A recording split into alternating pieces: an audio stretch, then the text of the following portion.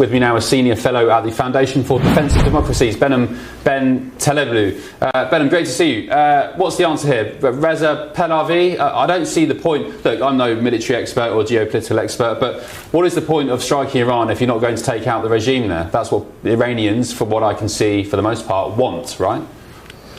Great to be with you, Ben. Yes, that's what that highly nationalistic population wants, but perhaps more importantly for U.S. strategy, for Western strategy, that's what we need. There is no way to actually realize the goals of the Trump administration's national security strategy, which talks about peace, prosperity, and stability in the Middle East, if you leave the arsonists behind many of the fires across the Middle East still in place.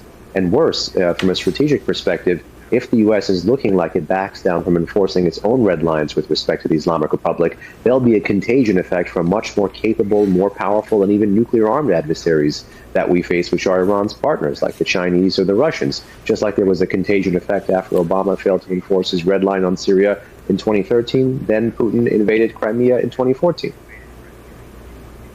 What do other Middle Eastern states think of this escalating situation, Behnam? Because I think we heard some sources last time, the likes of Saudi, Jordan, maybe Oman there as well, urging President Trump not to strike Iran because it would cause economic woes, destabilise the Middle East. Has that kind of stance changed from those nations?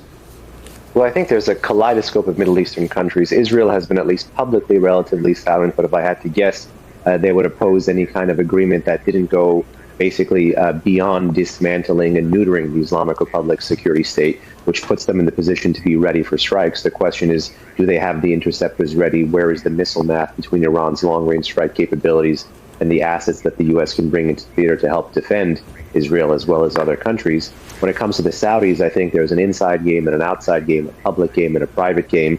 Publicly, I think that they might be a bit more dovish. Privately, I think a bit more hawkish. Then there's the other constellation of pro-American forces in the region, like the Qataris, who are a major non-NATO ally, but really do double dip.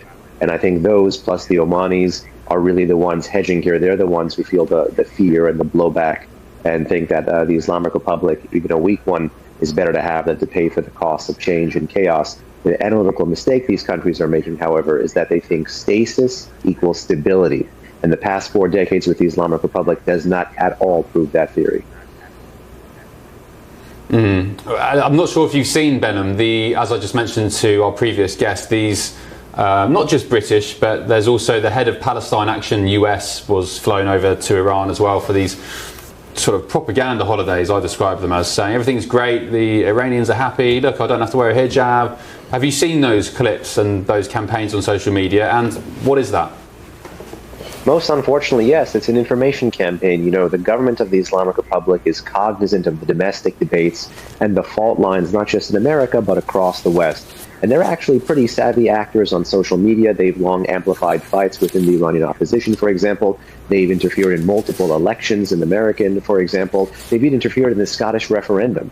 So it's no doubt that they'd be looking to take social media influencers who already have an anti-American, anti-Western, anti-Israeli disposition and, fly them over to the Islamic Republic, which is the most anti-American and anti-Israeli country in the heartland of the Middle East, and give them a platform to spew their invective, but also to support state policy, in which, by the way, that is the world's foremost state sponsor of terrorism. So these tactics by authoritarians we've seen before, but now they're being scaled up in the 21st century in the digital world, via influencers, via social media, to get at the very heart of the American national debate. Okay, great stuff. And yeah, of course, the UK, we're still waiting. We're behind the EU, we're behind America to prescribe the IRGC. I don't know what the hold-up is. And Australia and Canada. Yeah, we'll see what happens in the coming days. Thank you. Sorry, and Canada? Where else in Canada? Australia and Canada have also prescribed the Guard Corps. Oh, they have prescribed them. Okay, so it's just the UK lagging behind. Interesting. Wonder what's going on there. UK Behnam, thanks and very New much. Zealand. Behnam Ben Taleblu, the spokesperson for Foundation for Defence of Democracies.